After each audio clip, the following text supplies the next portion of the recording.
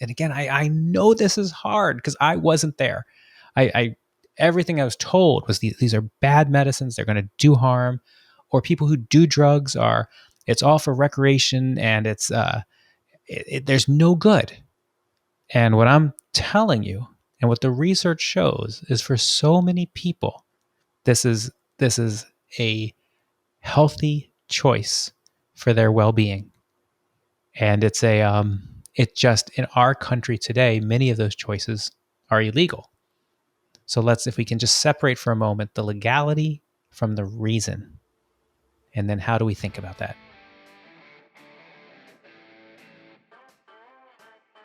Good morning, HR. I'm Mike Coffey, and this is the podcast where I talk to business leaders about bringing people together to create value for shareholders, customers, and the community. Please follow, rate, and review Good Morning HR on Apple Podcasts, Stitcher, Spotify, or wherever you get your podcast. You can also find us on Facebook, Instagram, YouTube, or at goodmorninghr.com. According to the Centers for Disease Control, 1 in 5 Americans will experience a mental illness or disorder in a given year, and more than 50% will be diagnosed with a mental illness at some point in their lifetime. And of course, most of these folks show up to work most days. And just in the last month, the U.S. Surgeon General released a report detailing the connection between workplace well-being and mental health. And while many traditional therapies, including counseling and prescription medicines, help many people successfully manage or overcome mental illness, many others continue to languish, some or much of the time, with depression, anxiety, and other challenges. Once taboo, many respected medical researchers are now examining the benefits of certain psychedelics in controlled environments as treatments for mental illness, particularly where traditional treatments have been ineffective.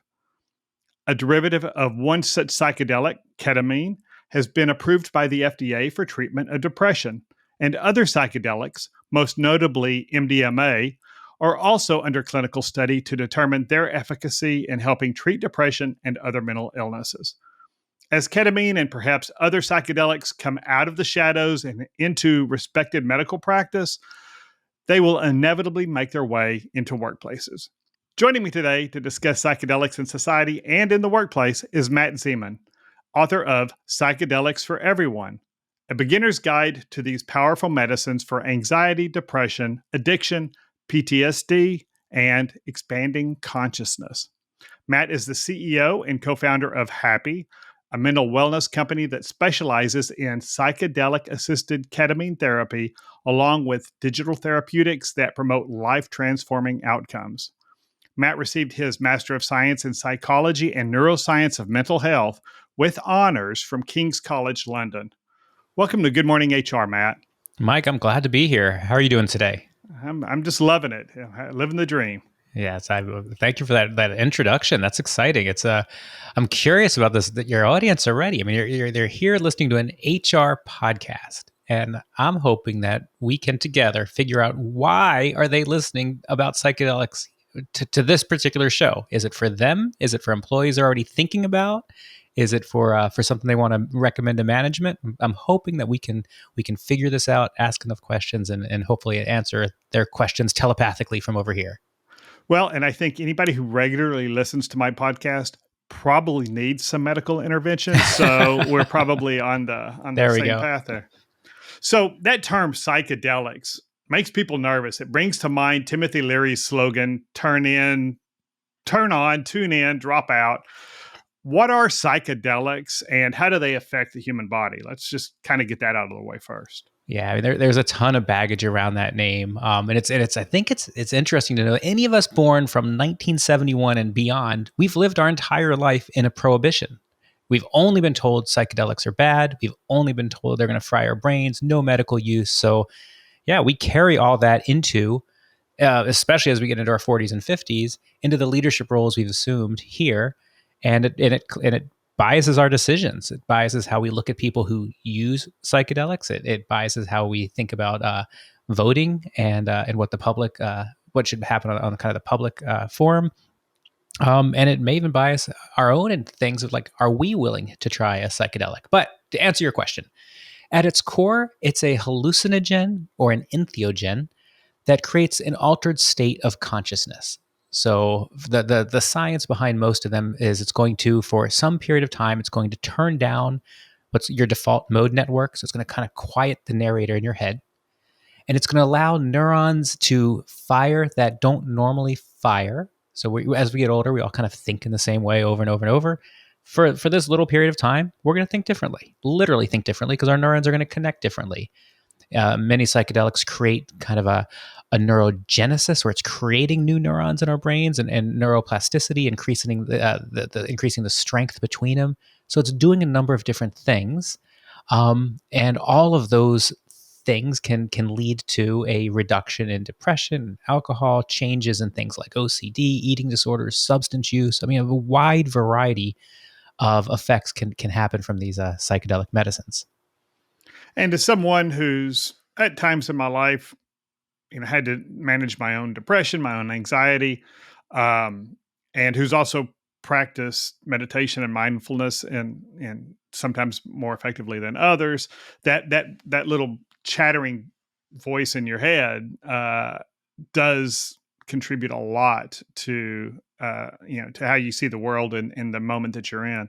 And so psychedelics will help us detach from that a little bit. Is that what it is, or it just stops that for a period of time? When you say, I think you said something to the effect of it helps us, quiet that I took away anyway, is that it helps us quiet that voice. So talk about what that effect is like.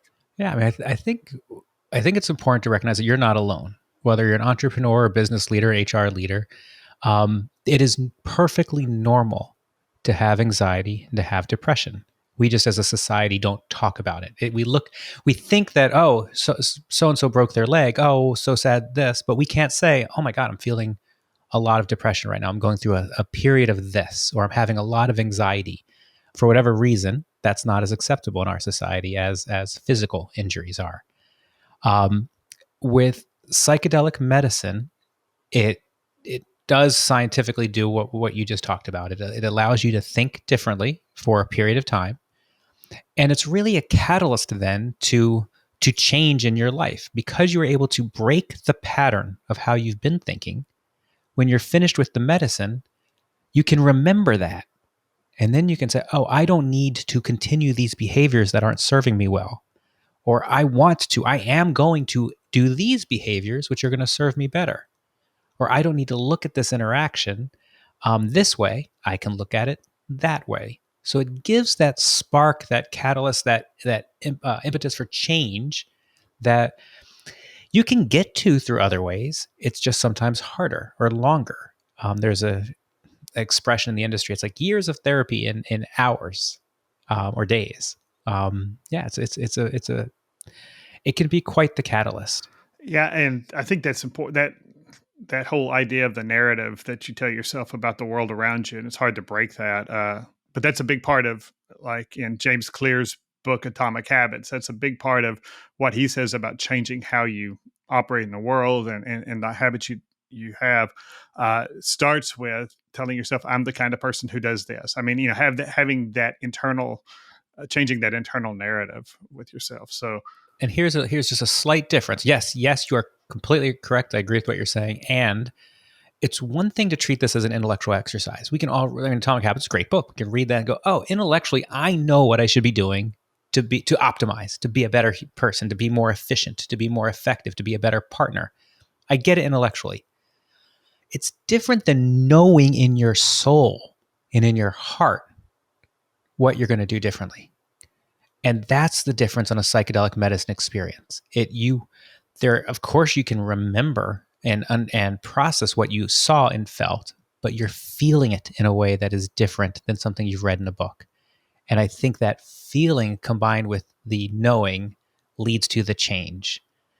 And for some people, they just need to feel it. They need to feel love. They need to feel acceptance. They need to feel power. They need to feel healed. They need to feel safety to then go move on. And for many people, they haven't felt that way in a long, long time.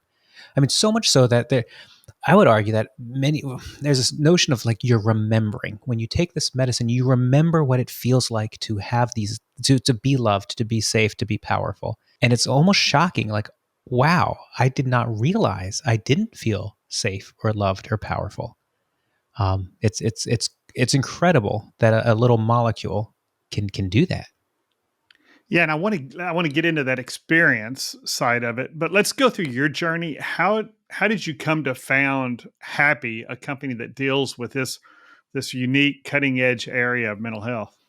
Yeah, Mike, I'm an accidental psychonaut. So, like you, I've been a member of Entrepreneurs Organization for over 12 years, and I've built a number of businesses, sold some businesses, and just built a ton of businesses for business sake. Um, and it was one of those things like, I think I'll be happy when. I'll be happy when we have 200 employees. I'll be happy when we have 500 employees. I'll be happy when there's a building with our name on it. And as I reached each kind of thing, it's like, all right, you just move on to the next thing. And actually, in many respects, as it got bigger, it got less fun to do. I got further and further away from why that business started. Almost 4 years ago, I was invited to do a guided psychedelic experience. In my case, it was psilocybin or magic mushrooms. I was never a drug user. It was I believed in. I was a good student. Believed in what the government told me, and it was not my thing. But some really trusted friends said, we've hired this person who is really good at what they do, and this is a chance for you to learn more about yourself and to experience something that you just haven't, and you might want to consider doing this. And I do love learning, and I was like, all right, I think I will try this. And it's so far exceeded my wildest imagination. In my case, both my parents, my mom died when she was 49. My dad, I was a junior in college. So I had these incidents when I was relatively young, and I reconnected with my mom on this guided psychedelic experience in a way that was just beyond my wildest imagination. In my head, I just couldn't believe what I felt, what I saw, and I knew I needed to learn more about this. I wanted to learn more about this, and as fast as I could, I got enrolled in that master's program you were talking about, and dove deep into the world of psychedelic medicine. And then this book is my attempt to put a number of the different things that I wish I knew into a single source for people to find it, read, understand the research, buy different medicines, so that they can make their own decisions for themselves or for their companies, for their families, for everyone.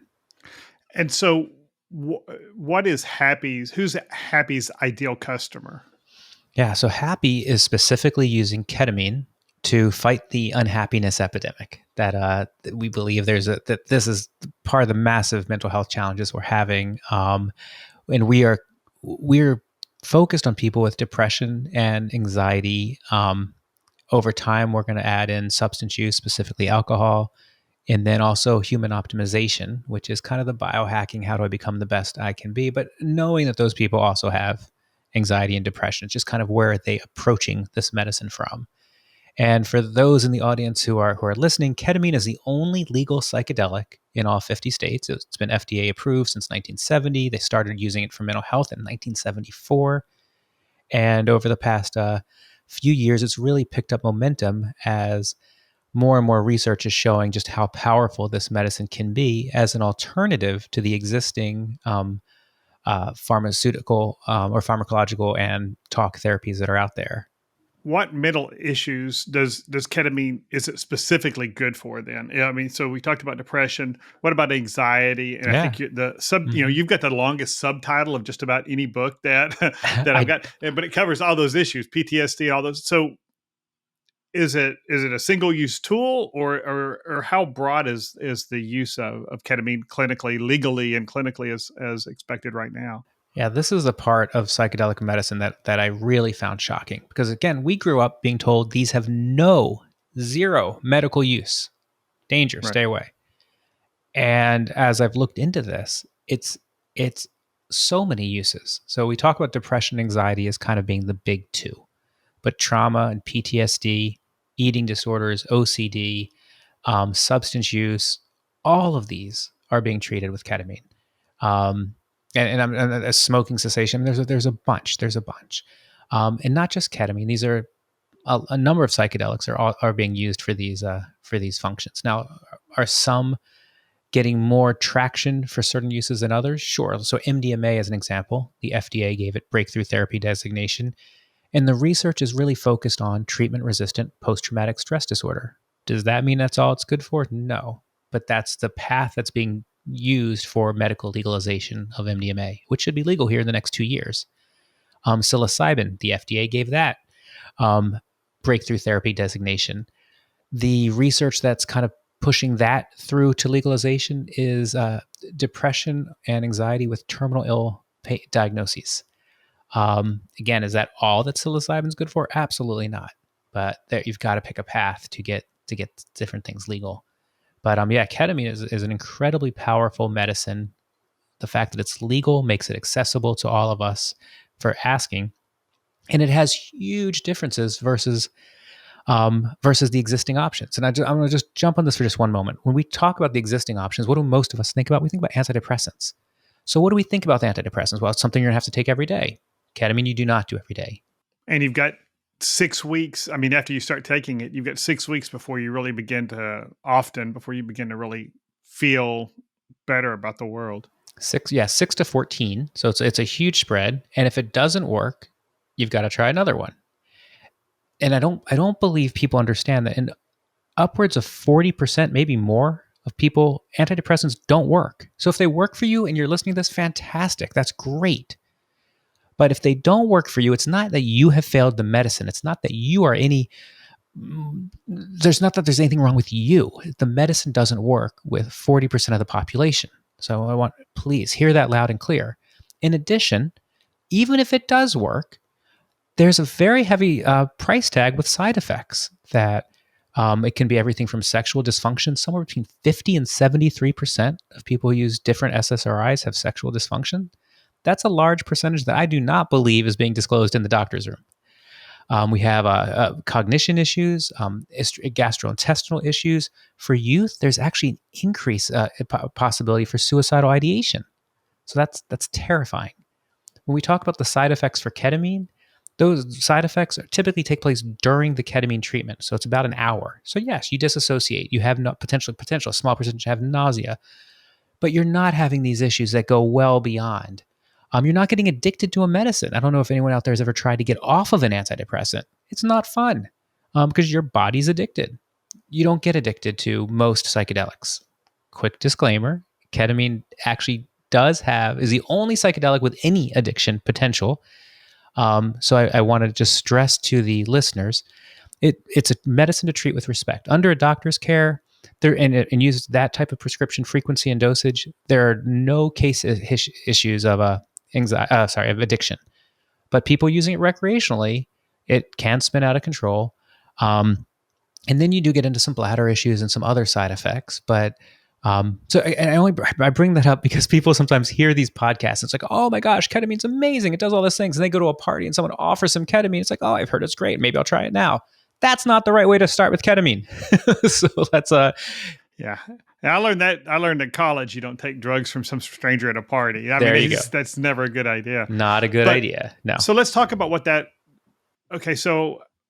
clinicians can actually prescribe ketamine, and then what's that environment like? Am I like, am I going to a sweat lodge in the middle of the desert to take it? Or am I going to be in a clinician's office, or am I going to do this at home and just over Zoom? How does that work typically? If you want to do it in a sweat lodge, you can make that happen, but that's not what you're asking. What typically happens. So first of all, anyone who can prescribe medicine in whatever state you're listening to this can prescribe ketamine. It's, but what most people, there's multiple ways you can take it. So you can go into a clinic and have what's IV ketamine, where you lay down, they put an IV in your arm, and they put it on for about an hour. You can have intramuscularly, again, typically go into a clinic, they give you a shot, you lay down, and again, about an hour. S-ketamine is delivered nasally, and also though in a clinic. It's not this particular nasal spray. They don't let you take it home at this point. And then you can also use a sublingual lozenge that you put underneath your tongue and let it dissolve.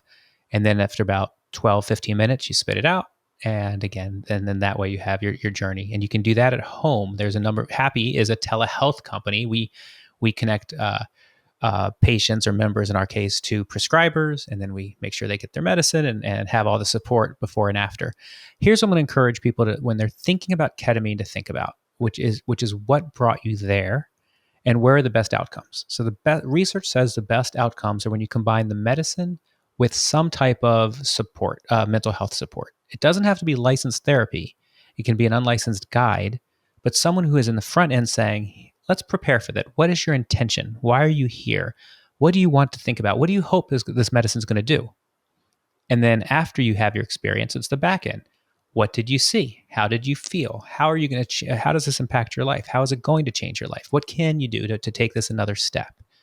There are, I don't know, 400 ketamine clinics across the country with mental health capabilities, and they range. So that's the question. I would look at that carefully as you're making your decision of which ketamine provider you're going to use. And are there specific populations that ketamine's not advised for? So to answer that in two ways. If you have so ketamine is one of the few drugs that, like, if you are suicidal, you can take ketamine within an hour. You're not. So it's amazing. But if you have a lot of, now that seems like a really broad. No, it is really, like, you really are confident in saying that. It is one of the few medicines that can knock you off of being suicidal that quickly. Yep. Wow. Very confident in that.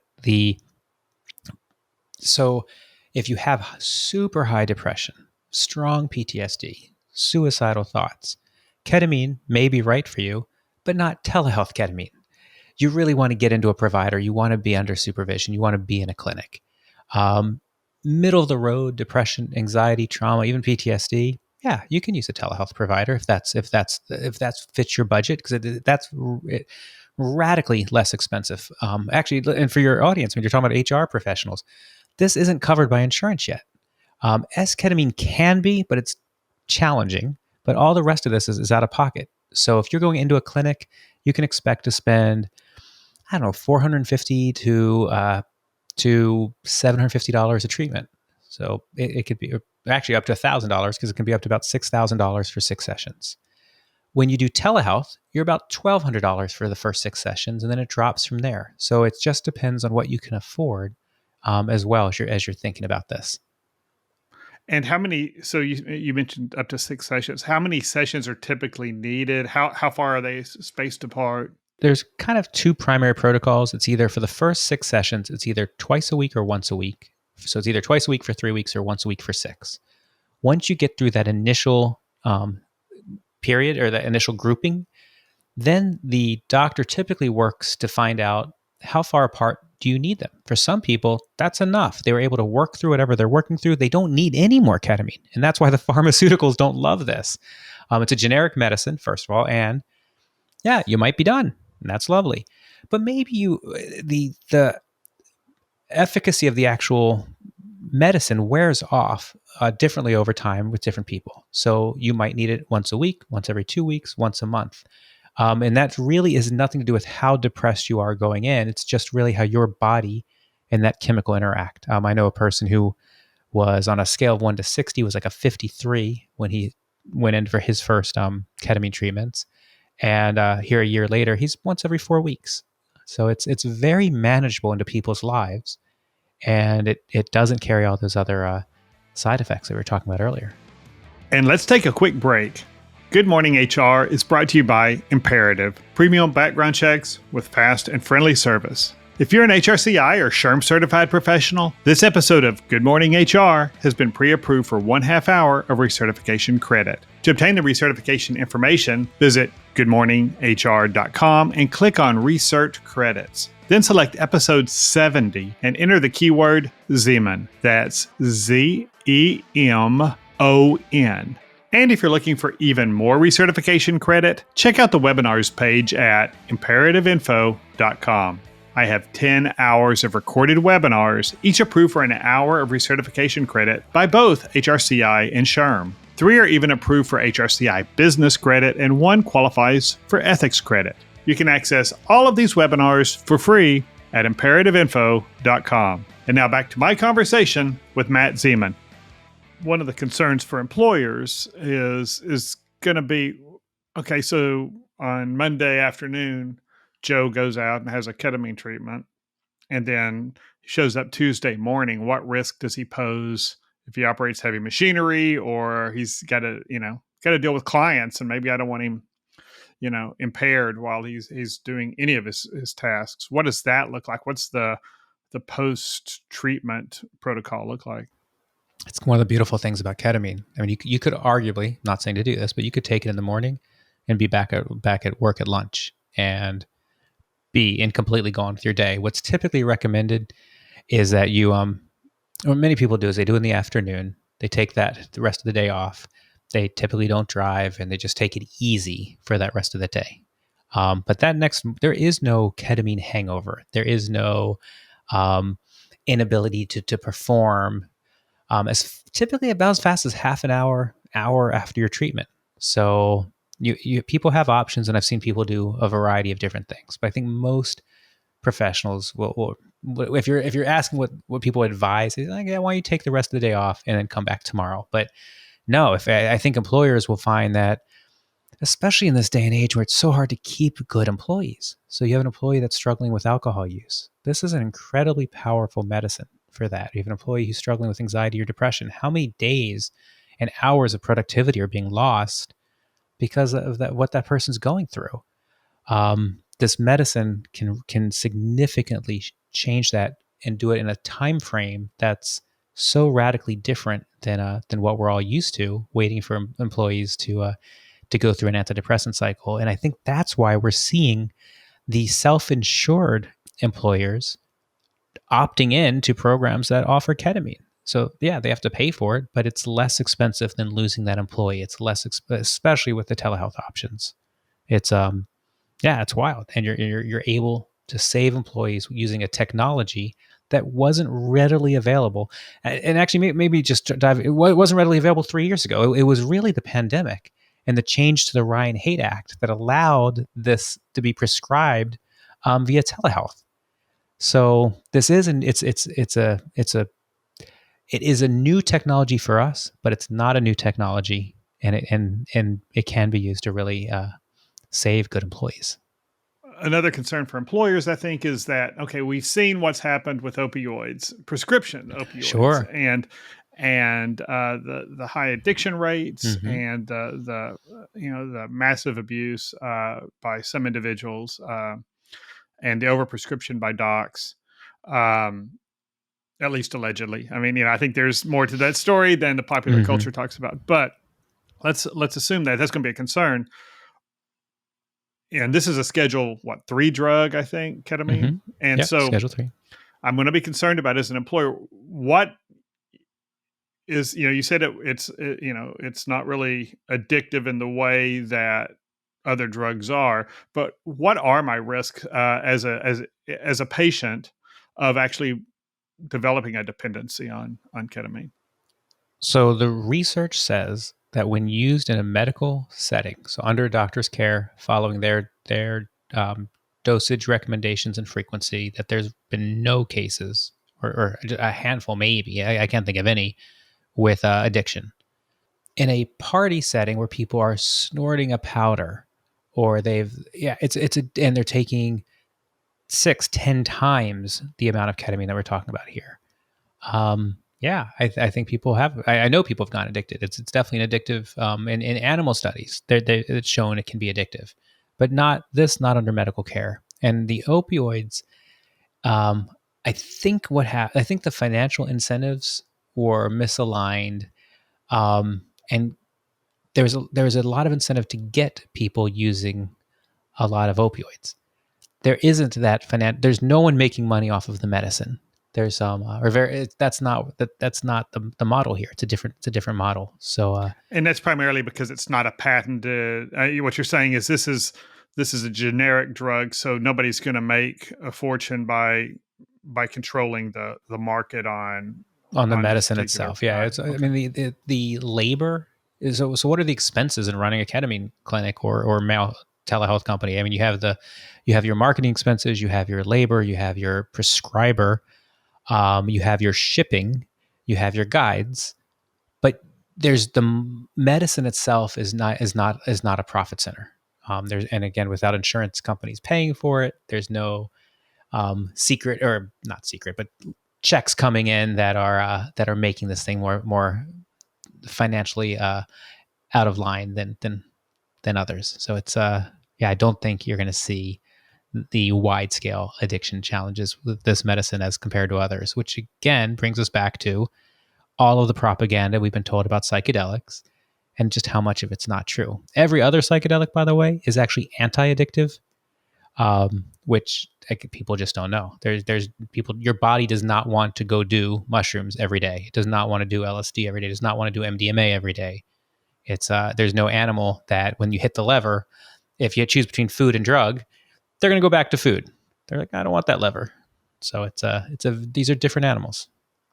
So you mentioned financing, and that's going to be, probably where it really begin. I would guess where this kind of treatment really starts to gain traction is when employer financed healthcare will support it. And you mentioned, self-insured employers certainly can make that choice to include it in their formulary. Uh, will health savings accounts pay for this? I mean, can I, if I'm prescribed ketamine, can I use my health savings account, my set aside money tax deductibly to purchase ketamine in the right environment, not from, some kid at a club? I don't know the answer to that. I know you can use your health savings account for things like the medical intake and for the talk therapy on either side. I'm not sure you can use it for the medicine yourself, but I have to believe you could, because you're still getting it from a licensed pharmacy and it still is a medicine. So I would imagine you can, but I don't know that answer for sure. But it's a great question.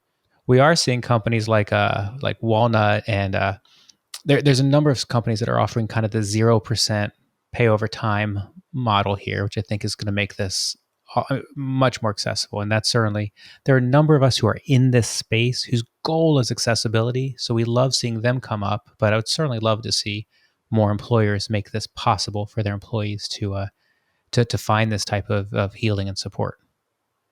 What do you think it'll take for the large insurers who cover most Americans through their health plan to get on board and start supporting and including this in their formulary? I think it's data. I know there's a number of us using different tools to really track the data, so that we can say, look, here are the we all know that this is the depression screen, or this is the anxiety screen, or this is the substance use screen. These are reputable tools. So here we have now thousands of people, and this is where they were when they started, and this is where they were when they ended, and this is how many treatments and how much doses in between. And I think the more of us that kind of pledge to get that information to the insurance companies, I think it's going to be quite evident that this is much less expensive than what they've been doing with talk therapy and antidepressants. And then for the employer component, how much productivity is gained through this, and again, being able to provide that data to large employers and say, hey, look, here's a sample size. And so actually, one more thing I'll try. Most of us are building apps that have connections to the wearables, so we have a ton of data that we can provide. So as more employers want to see it, and more insurance companies, I think we're going to have a lot of data that proves this is the economic. Because my understanding is it's not about this is the right thing to do; it's the economics. It's the right thing to do. So I think Incentives we'll are have the being what they data. are. Yeah. Yeah, we'll have the data in time to get there. But there's some good software and industry things happening where people are like, okay, let's get this data, let's make sure it's buttoned up, and then let's provide it out. So, what kind of physiological measurements would a wearable measure that would be reflective of the positive impact of a psychedelic? Sure. So again, think about separate for the time you're actually taking the psychedelic or the psychedelic session from all the other time, and think of this medicine not as a cure-all, but as a catalyst. So if you take this medicine and you start to heal whatever you're healing, decrease your depression, decrease your anxiety, and start to find some love for yourself, for lack of a better term. and feel the power of yourself. Well, what could that manifest? What could that look like after then that session? Could it look like you start sleeping better? I think it can. Could it look like you start changing your health habits and start doing more exercise? Can it look like you start changing maybe your diet, your water consumption? So I think we're going to see a number of really interesting items happen after the sessions. During the sessions, again, there's so few things that happen physiologically.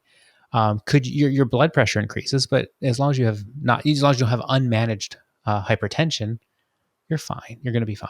Again, I'm not a doctor, so don't take all this for the point disclaimer. But there's going to be one involved in this process if you're at least in the U.S. and you're doing things through the appropriate channels. There's gonna be a doctor involved, absolutely, yes, or a prescriber can be a physician's assistant, or different things in different states. But so I think those are what the wearables are going to show on the other side of this, that people really did make lasting change because of this catalyst medicine. So it's really just an increase in well-being is going to, very likely, especially with coaching and some sort of, therapy, talk therapy to help people, make the change, understand what the changes in their lives would be. And then, like you said earlier, knowing you need to make the change and actually wanting to make the change and being willing to, it goes back to the old David Maister line about the future being, a great ideal, but the immediate pain and progress, doesn't, what the disruption that we're going to cause right now by eating differently or working out or all that, we get into our heads and we just can't get around the stories we're telling ourselves to actually do that work. And so if we're coming at it with a better sense of well-being, maybe we can make those changes that we need to make in our lives to move forward. Yeah, we talk about how these medicines remove the shame, blame, and guilt. That does, when you're on a psychedelic medicine, shame, blame, and guilt go away. And that's a really interesting feeling where you can look at kind of anything in your life and be like, oh, that's interesting. That's why I didn't understand why my parents did this, or I understand why I did this, or I understand why this person did this. And you can then say, okay, well, moving forward, not because I feel badly about something I did, but because I know who I am differently, I'm going to do this. Yeah, that's different than the intellectual exercise or than it's New Year's and I need to make a resolution because I'll feel badly if I don't do this. It's a very different motivation for habit change. And I think this is all getting pretty mainstream. If it's on Good Morning HR, I mean, if the generic HR podcast is talking about it, it's got to, I think, you're making, there's some progress out there. I think a lot of employers would also be concerned if just in break room talk, if this really makes a giant impact on somebody's wellness, they're going to want to tell people, right? So they're going to, and so now we got employees talking, hey, did you know Joe was on, he's using ketamine. And so I think that's one of the reasons I really wanted to bring this to our audience was so they have an understanding of if that doesn't mean that Joe's, going to a methadone clinic every week because he's got other issues, but he's using this for a legitimate purpose and improving his well-being. And that's probably why he's going to tell people about it. If it doesn't work, he's not going to go brag about it.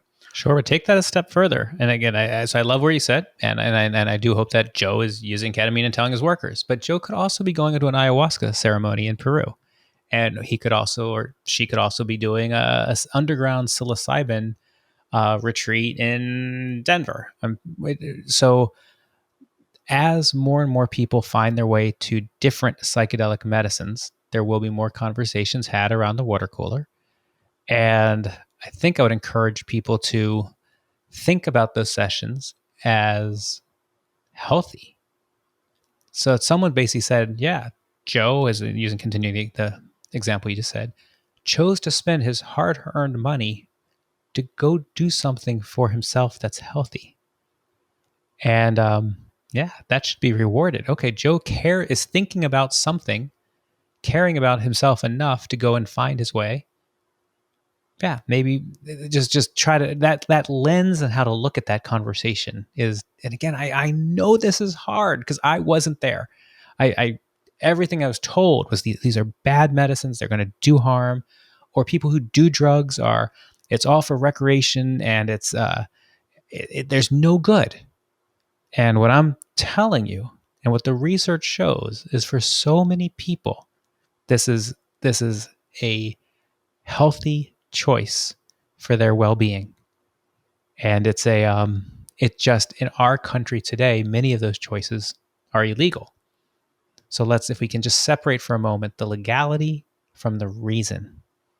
And then how do we think about that? And if you're still listening to this podcast this far in, why are you still listening to this? You're listening to this because this is resonating with you somehow, and you're having an energetic reaction saying, maybe for me, or maybe you're thinking about this for a loved one, or maybe you're thinking about this for someone you know, or you wouldn't still be listening. Yeah, I think you're right. And I think that's interesting. The other big employer concern, or the thing that'll come up, and I can probably answer this as well as you, but what about our drug testing policy?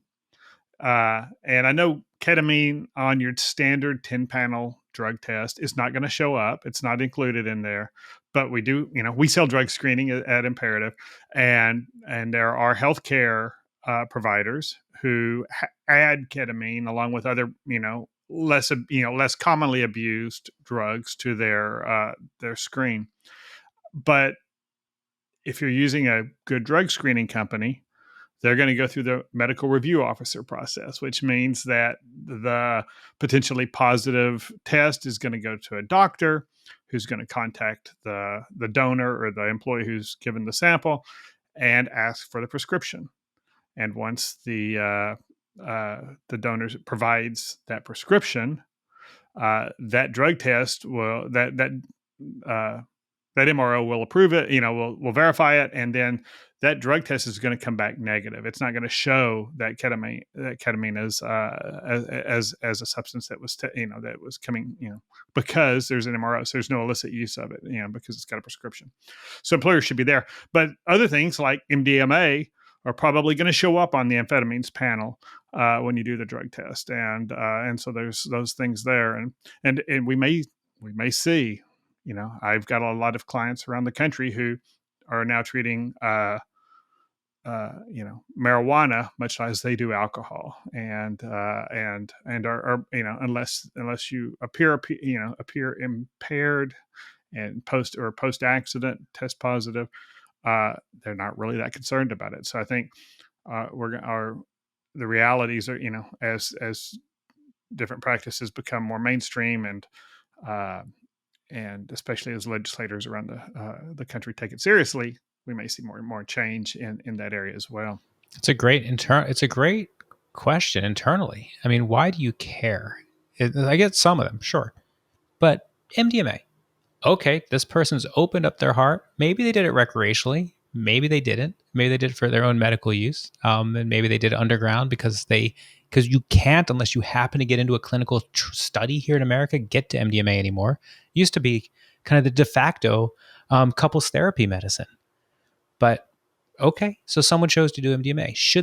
Do you really care as an employer whether they did or not? And maybe you choose to take that off.